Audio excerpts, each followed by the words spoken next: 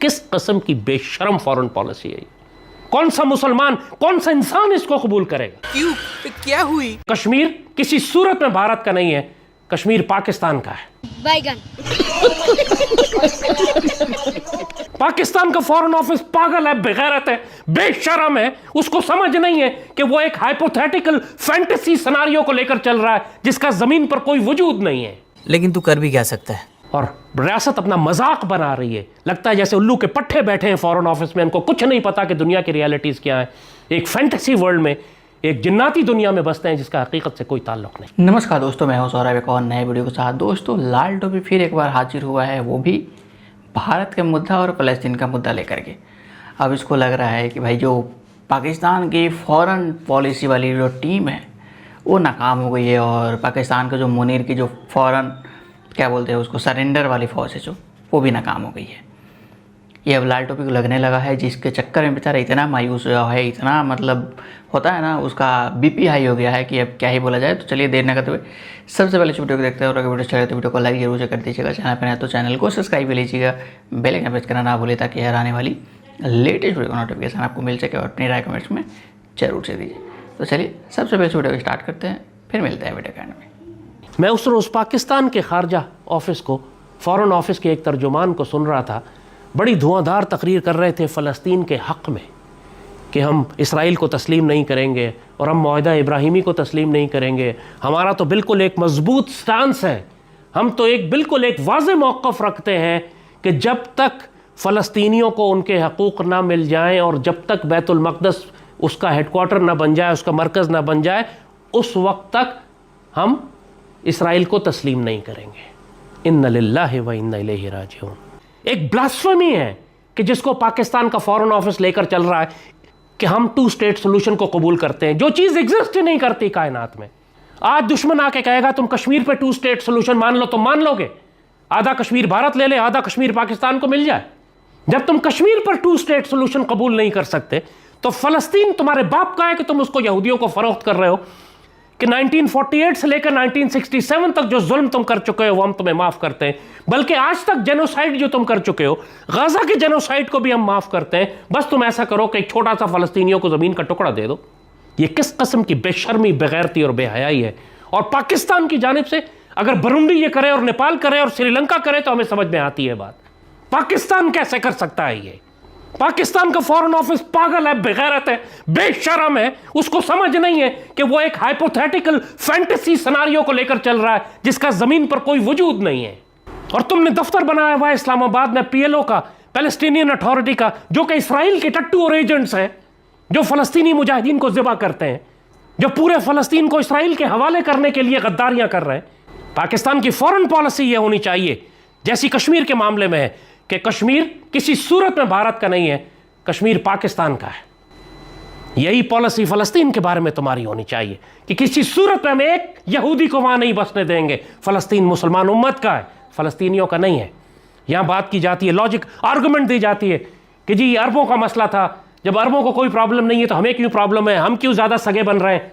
क्या खाना काबा और मस्जिद नबवी और कुरान पाक ये अरबों का मसला है या मुसलमानों का मसला है? अगर अरब गद्दारी और ख़यानत करेंगे और मुर्तिद और काफिर हो जाएंगे तो क्या हम भी गद्दारी और ख़यानत करके मुर्तिद और काफिर हो जाएंगे? अल्लाह ने पाकिस्तान को इसलिए नहीं बनाया था कि हम अरबों के पीछे चलें। अल्लाह ने हमको इसलिए बनाया था कि पूरी दुनिया की क़यादत लिया जाएगा तुझसे काम, दुनिया की इमामत का हमारा काम है। हमारे बुजुर्गों ने हमेशा फ़लस्तीन के लिए जंगें लड़ी हैं। ये तारीख़ में पहली मरतबा हो रहा है पिछले 2.5 साल में कि पाकिस्तान ने फ़लस्तीन के साथ बदतरीन ख़यानत की है। ना हमने इमदाद भिजवाई, ना हमने जंग रुकवाई, ना उनकी मुसल्ला मज़ाहमत की मदद की, ना आलमी सतह पर उनके लिए आवाज़ उठाई। हमने सिर्फ टोटल पूरा किया मुनाफ़िक़त, और वो भी झूठा, कि हम दो रियासती हल कबूल करते हैं। अपने आप को दुरुस्त करो। पाकिस्तान के फॉरेन ऑफिस और हुकूमत से हम कहते हैं, ज़ाहिर है जब हुकूमती पॉलिसी है तो सारे इदारे फिर यही बात करते हैं। फ़ौज ने भी यही बात करनी है, मीडिया ने भी यही करनी है, दानिश्वरों ने भी यही करनी है, क्योंकि रियासती पॉलिसी है। पॉलिसी गलत है, पॉलिसी ख़यानत और गद्दारी पर मबनी है। अब इसको दुरुस्त करें। इसराइल का वजूद तस्लीम नहीं किया जा सकता, नापाक वजूद है, ये कैंसर है। इकबाल ने जो कहा था इसको कि it's a western outpost at the gates of Islam. इस्लाम के किले दरवाजे पर एक यहूदियों की, एक ईसाइयों की, एक मगरबियों का एक किला है। ये कायद आज़म ने कहा था खंजर है मुसलमानों के कल्ब में।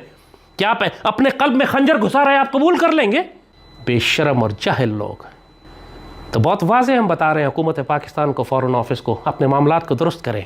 आप ख़यानत कर रहे हैं उम्मत के साथ और पाकिस्तान के साथ। जो रोल अल्लाह ने पाकिस्तान को दिया है, जो मकाम अल्लाह ने पाकिस्तान को दिया है, ये उसका तकाजा है कि अपने क़याम के मकसद को सामने रखते हुए, अपनी आइडियोलॉजी और फाउंडिंग फादर्स के प्रिंसिपल्स को सामने रखते हुए, जब आपने पासपोर्ट पे लिखा है कि इसराइल के लिए करामत नहीं है, तो साफ साफ लिखें कि हम किसी सूरत में पार्टीशन ऑफ पैलेस्टाइन को कबूल नहीं करेंगे, हम किसी सूरत में 2 स्टेट सोल्यूशन नहीं मानेंगे। फ़लस्तीन फ़लस्तीनियों का है और इसराइल अब जो गुनाह कर चुका है इसके बाद तो क़यामत तक उसके लिए माफ़ी नहीं है। कोई 2 स्टेट सोल्यूशन नहीं बनेगा।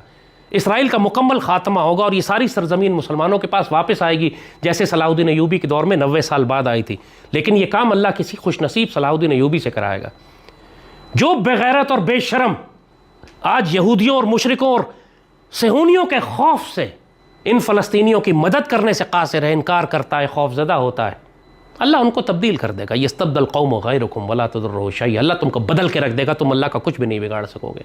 तो पाकिस्तान के मुसलमानों, हुक्मरानों, दानिशवरों, फ़ौज, तुम सबको हमने नसीहत कर दी है, वो तुम सब पर हुज्जत तमाम कर दी है। फ़लस्तीन से ख़यानत मत करना। तुम अल्लाह उसके रसूल से, मस्जिद नबवी से, खाना काबा से ख़यानत करोगे, अच्छी तरह समझ लो। क़िबला अव्वल से ख़यानत करोगे। ये अरबों का और फ़लस्तीनियों का मसला नहीं है, ये उम्मत मुस्लिमा का और मुसलमानों का और पाकिस्तान का मसला है।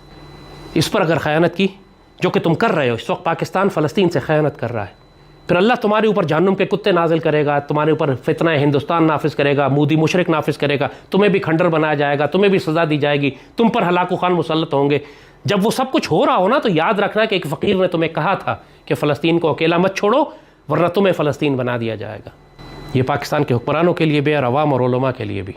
दोस्तों कुछ भी हो जाए, लाल टोपी को लग रहा है कि आजकल गजवाए खंदक के मिशन में लगा हुआ है, क्योंकि इसके पास ना ही बिजली है, ना ही मतलब कोई सुविधा ही नहीं है रिकॉर्ड करने के लिए। सिर्फ ऑडियो रिकॉर्ड कर रहा है, ऑडियो डाल रहा है। इतने महीनों से आप देख ही रहे हैं यही सिलसिला चल रहा है, लेकिन कहाँ है, क्या कर रहा है, किसी को नहीं पता।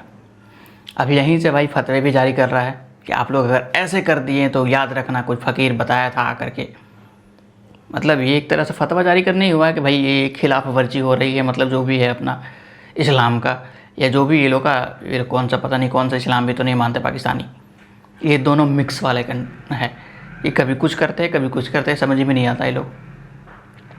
तो लाल टोपी बहुत परेशान है ये रवैया देख करके पाक फौज की और मुनीर की, क्योंकि आज के डेट में भाई पाकिस्तान का मालिक कौन है, मुनीर। तो ये गवर्नमेंट पे लगाना, गवर्नमेंट का नाम कुछ नहीं है पाकिस्तान में, जो है मुनीर है। इसको लेकर के लाल टोपी बहुत परेशान है। आपकी राय क्या है? वीडियो पे अपनी राय कमेंट उसमें जरूर से रहे थे। वीडियो बने हुए थे, वीडियो को लाइक जरूर से कर दीजिएगा। चैनल पर नया तो चैनल को सब्सक्राइब कर लीजिएगा, बेल आइकन प्रेस करना ना भूलें ताकि हर आने वाली लेटेस्ट वीडियो का नोटिफिकेशन आपको मिल सके। और अपनी राय कमेंट में जरूर से दीजिए। मिलने के चलिए नेक्स्ट में टॉपिक पे, तब तक ले जाए जय भारत।